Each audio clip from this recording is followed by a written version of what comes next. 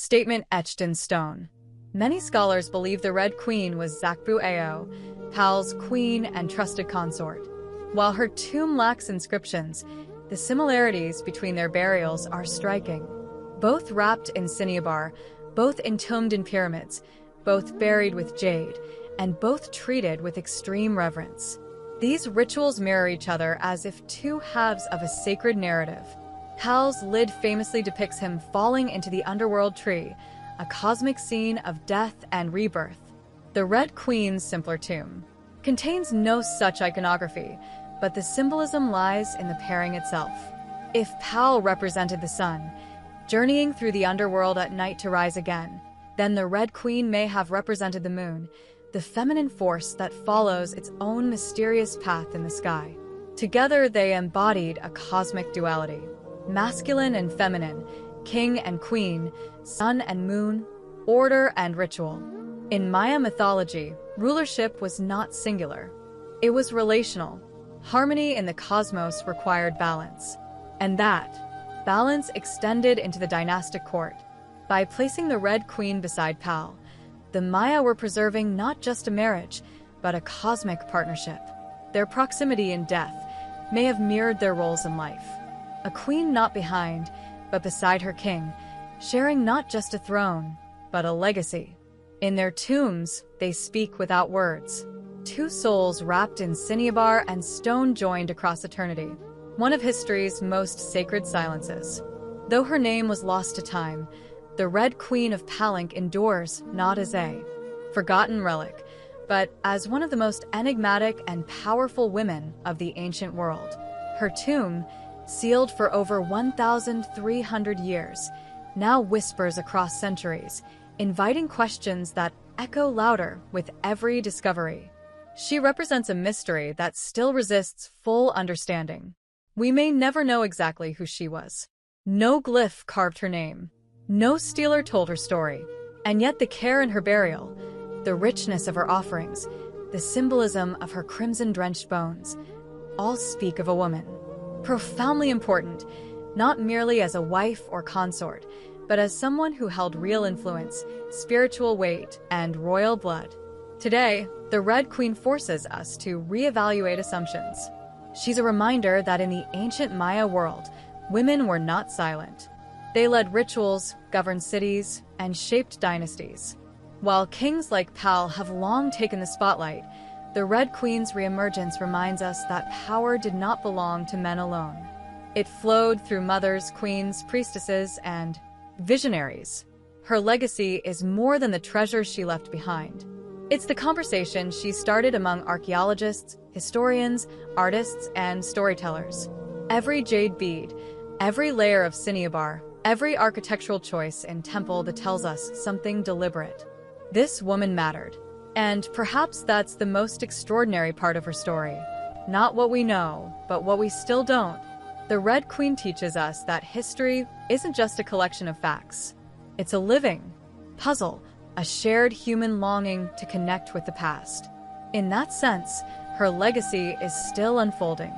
She lies wrapped in red, the color of life and sacrifice, of blood and rebirth. Her face, once hidden behind a jade mask, now stares back at us through science, art, and wonder. She remains nameless, but not voiceless. Mysterious, but not forgotten. The Red Queen may have ruled a kingdom in life, but in death she rules something greater, our imagination. Her tomb was sealed in stone. Her story was written in silence. And still somehow she speaks. Frida Kahlo was born on July 6, 1907 in the vibrant district of Coyoacán, then a village on the outskirts of Mexico City. Her childhood home, the Casa Azul, the Blue House, was filled with color, contradiction, and quiet strength. It would later become a sanctuary, a battleground, and a museum to one of the most iconic artists of the 20th century. Frida was the third of 4 daughters born to Guillermo Carlo, a German-Hungarian photographer, and Matilda Calderon, a devout Catholic of indigenous and Spanish descent. Her parents were opposites. Guillermo, reserved and intellectual. Matilda, religious and emotionally distant. Frida would inherit her father's introspection and artistic eye, but also her mother's fierce resilience. As a child, Frida was imaginative, outspoken, and bold. She read voraciously and asked questions most adults didn't want to answer. But at the age of 6, she contracted polio, which left her right leg thinner and weaker than the other. A physical difference she tried to mask with long skirts, but never allowed to limit her spirit. The illness left her bedridden for months and isolated from other children. During this time, she grew close to her father, who encouraged her to exercise, ride bicycles, and stay mentally sharp. Unlike most girls of her time, Frida didn't aspire to become a wife or a homemaker. Her goal to become a doctor, she enrolled in the prestigious National Preparatory School in Mexico City at age 15. One of only a handful of girls accepted. There she stood out not just for her intelligence, but for her rebellious wit, radical thinking, and unique sense of style. She joined a group of young intellectuals known as the Cachuchas who debated philosophy, literature, and politics. Frida was drawn to revolution, to ideas that challenged tradition. But even in those early years, before the bus crash that would define her body and before the fame that would define her legacy, Frida Kahlo was already painting herself into the world with sharp edges, unapologetic ideas, and an identity too, big to fit inside anyone else's expectations. She wasn't just growing up in Coahuilcan.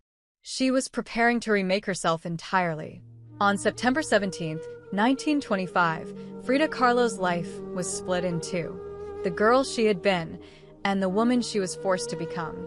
That afternoon, she boarded a wooden bus with her boyfriend, Alejandro Gomez Aris, after school. They were laughing, teasing each other, and probably arguing. Frida never did anything halfway, but moments later, the bus collided with a streetcar, and in an instant, her future unraveled into pain, metal, and silence. The crash was horrific. The streetcar crushed the bus against a wall, splintering wood and flinging passengers. Frida was impaled by an iron handrail. It entered her left hip and exited through her pelvis. Her spinal column fractured in 3 places. Her right leg shattered. Her foot dislocated. Her collarbone and ribs broke. Her shoulder was dislocated. Her abdomen was pierced. She was just 18 years old. A man covered her with a borrowed overcoat. Someone else noticed her body was sparkling, not from blood, but from the gold powder she had been carrying in a pouch. It had exploded on impact, dusting her broken form in what looked like glittering ash.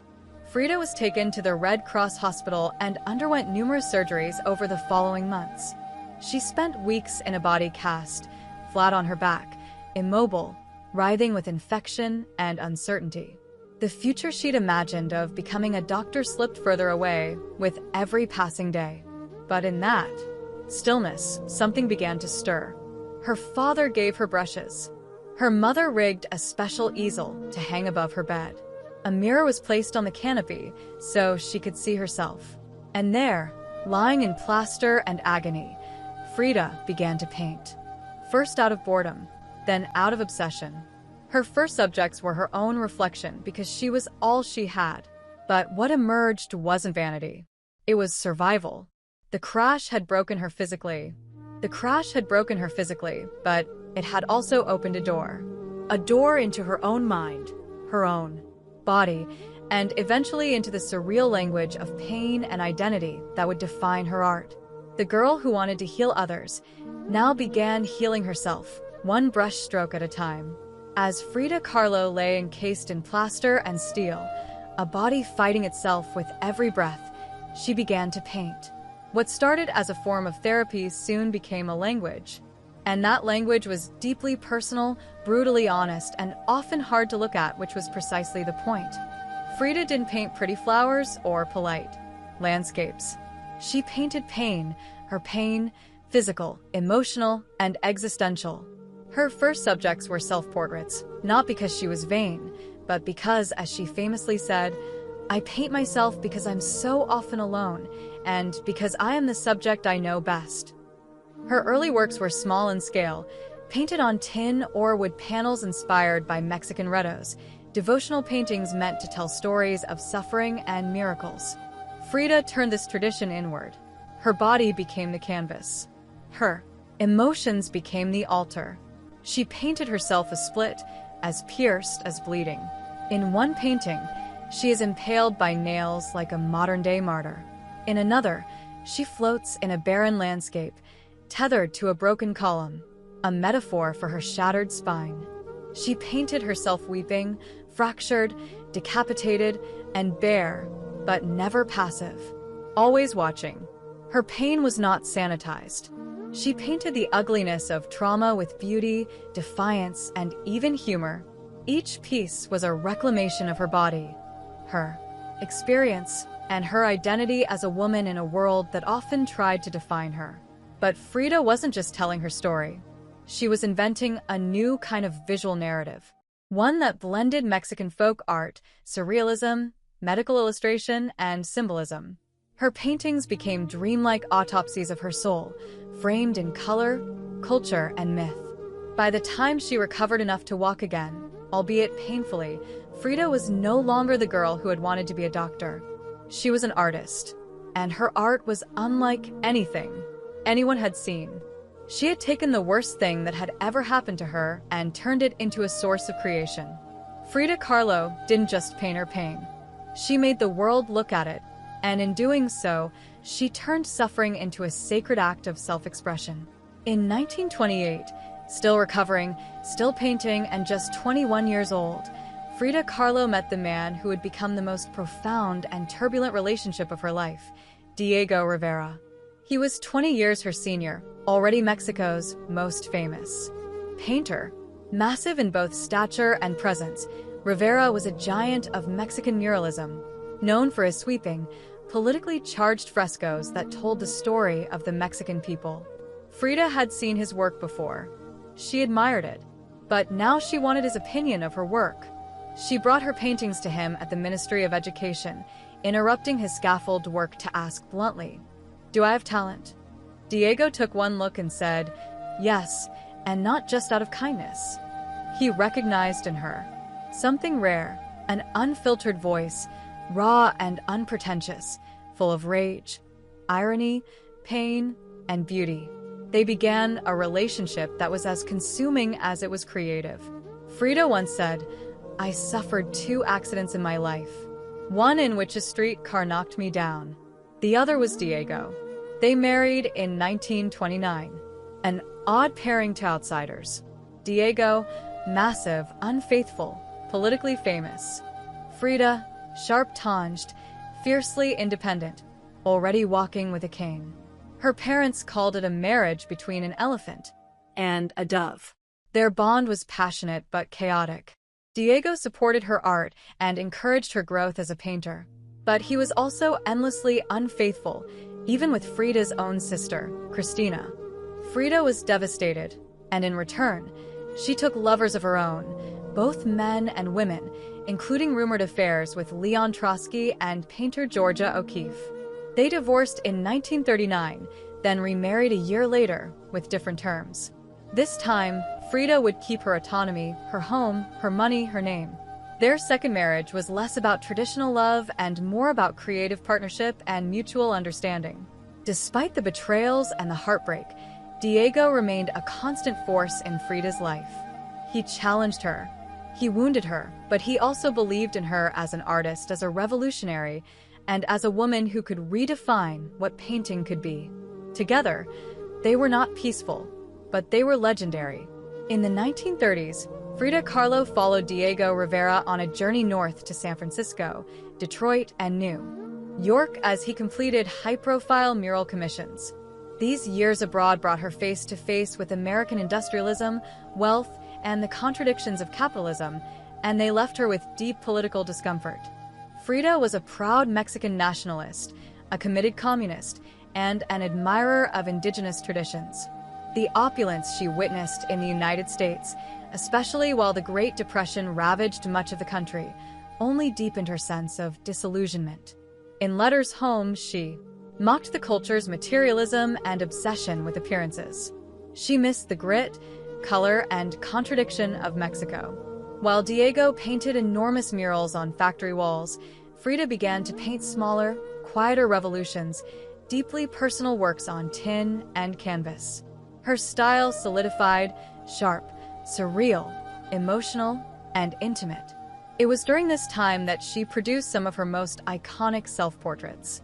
Frida didn't just paint herself for vanity. She painted herself to survive. Her identity became her landscape. With her body constantly in pain from her accident, multiple surgeries, and a failed pregnancy in Detroit, she turned inward. Her portraits showed her bleeding, fragmented, exposed. Yet her face was always calm, always direct, unapologetic. One of her most powerful works, Henry Ford Hospital, shows her lying on a hospital bed, crying, surrounded by floating symbols of loss. A fetus, a snail, medical equipment, a cracked pelvis. It was raw, graphic, and deeply emotional. A canvas that bled with truth. Back in Mexico, Frida immersed herself in leftist politics. She and Diego welcomed Leon Trotsky into their home while he lived in exile. Frida wore Tijuana dresses, traditional indigenous garments, not just as fashion, but as a political and cultural statement. Her art was never disconnected from her beliefs.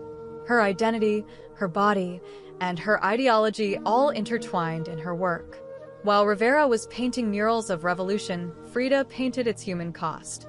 The body in pieces, the mind on fire, and the self, always staring back. In exile and in illness, she became not just a painter of pain, but a painter of resistance. When Frida Kahlo returned to Mexico in the late 1930s, she was no longer just Diego Rivera's wife. She had become something else entirely, a force, an artist whose work radiated with raw honesty, surreal symbolism, and cultural identity. Back in her homeland, she stepped fully into herself. Her Casa Azul in Coyoacán became a sanctuary of color and contradiction. Bright cobalt walls, yellow trim, Aztec statues in the garden, monkeys and parrots wandering freely. The house was a living extension of Frida's imagination. It was a blend of tradition and rebellion, elegance and earth. Here she surrounded herself with precolumbian artifacts, exodos, folk art, and revolutionary books. She wore bold Tijuana dresses, with flowers into her hair, and painted amid the scent of copal incense and the sounds of mariachi on the street outside. This period marked an explosion of creativity. Her paintings became more intricate, more symbolic, and more political. Works like the two Fridas revealed a divided self. One in European dress with a bleeding heart, the other in indigenous clothing, strong and composed. It was Frida's visual autobiography, a portrait of love, loss, and heritage. In 1939, she exhibited her work in Paris, where artists like Picasso, Breton, and Kandinsky praised her fiercely original style. But even among the surrealists, Frida stood apart. When André Breton tried to label her as one of their own, she pushed back. "They thought I was a surrealist," she said. "But I wasn't. I never painted dreams. I painted my own reality." She painted Mexico, not the romantic postcard version, but the living, breathing country she adored. Her work pulsed with symbolism. Skeletons, hummingbirds, hearts, thorns, corn, and blood. She honored the indigenous roots of her homeland while unmasking the violence of its past and present. But even as her artistic voice grew stronger, her health continued to decline. Multiple surgeries, infections, and chronic pain became daily realities. Still, she painted through it, propped up in bed, torso bound in corsets, fingers clenched around the brush. Frida had returned to Mexico, not to rest, but to reclaim her power through paint, through politics, and through her fearless embrace of the self. As the 1940s wore on, Frida Kahlo's body continued to betray her. Her spine was deteriorating. Her right leg was constantly infected. She underwent more than 30 surgeries in her lifetime, often in grueling succession. At times, she was bedridden for months, encased in body casts or immobilized by traction devices that stretched her bones apart. But still she painted.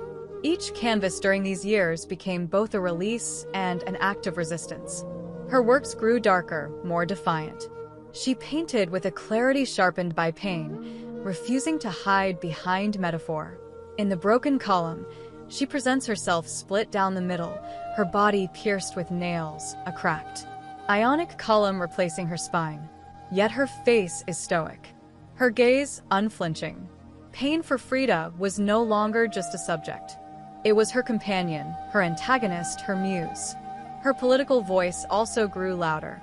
She joined the Mexican Communist Party, marched in demonstrations, wrote fiery letters, and called out imperialism and injustice. When her health no longer allowed her to walk, she appeared at protests in a wheelchair, defiantly holding signs and shouting slogans. In 1953, Frida was given her first solo exhibition in Mexico, a long overdue celebration of her art. But her health was so fragile, doctors told her she couldn't attend. So she did what only Frida would do. She arrived by ambulance, carried in on a stretcher, and placed in the center of the gallery on her hospital bed. Dressed in traditional finery, surrounded by her own work, she greeted guests with tequila, laughter, and that fire still burning in her eyes. Her final paintings were both childlike and harrowing. In Marxism Will Give Health to the Sick, she painted herself wearing a steel corset cradled by the hands of Marx, casting away symbols of oppression. Her last known work was a still life of sliced watermelons, one piece bearing the words, "Viva la vida, long live life." Even in the face of death, she remained defiant, joyful, and political. Frida Kahlo's last portraits weren't just self-portraits. They were acts of revolution, painted in pain, but always signed with life. On July 13, 1954, at the age of 47, Frida Kahlo died in the same place she had been born, La Casa Azul in Coyoacán. The official cause was listed as a pulmonary embolism, but those closest to her whispered of something deeper. She had been ill, yes, but also exhausted by pain, by surgeries, by the long war with her own body. Just days before, she had attended a political protest against the CIA coup in Guatemala. Weak and wheelchair-bound, she insisted on going, her clenched fist raised in the air. Revolution remained her final heartbeat. Her last diary entry was brief, but piercing. "I hope the exit is joyful, and I hope never to return." Frida's funeral was held at the Palacio de Bellas Artes, Mexico's most prestigious cultural institution. Her body, draped in the red flag of the Mexican Communist Party, was watched over by friends, family, artists, and revolutionaries. Diego Rivera was inconsolable. He called her the greatest love of his life, even as his betrayals had nearly broken her. But in the years that followed her death, something extraordinary happened. Frida Kahlo refused to disappear. At first, her name was whispered only in art circles. Her works weren't easy to categorize, too political for surrealists, too surreal for traditionalists. But slowly her image, her story, and her defiance began to resonate. Through the 1970s and 1980s, as feminist scholars and activists reclaimed forgotten voices, Frida's became louder. She wasn't just a painter anymore. She was a symbol of pain turned into beauty, of feminism born through resistance, of Mexican identity celebrated without apology, of queerness, disability, revolution, and authenticity. Her face, unibrow, gaze, flowers in her hair became iconic. Her home became a museum. Her diary became a sacred text. And her paintings now hang in the world's greatest museums. Frida Kahlo had lived much of her life in Diego's shadow. But in death, she stepped forward. She didn't just leave behind paintings. She left behind a mirror and dared us all to look.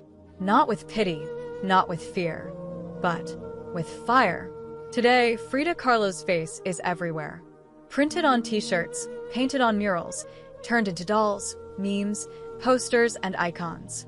Her signature unibrow, her flower-crowned hair, her direct gaze, all instantly recognizable. But what makes her legacy powerful isn't just that people know her face, is that they recognize the truth behind it. Frida didn't try to be flawless. She didn't fit into boxes. She wasn't conventional, and she didn't care to be. In a world that demands perfection, she gave us realness. Raw, messy, vibrant, angry, joyful, contradictory realness. She celebrated what made her different. Her disability, her queerness, her politics, her culture, and turned it into art that transcended borders and decades. She's become more than an artist. She's a global symbol of defiance, feminism, cultural pride, and creative resistance. For queer communities, she's a fearless bisexual icon who lived openly and unapologetically in a time that demanded silence. For women, she's a reminder that power doesn't require permission.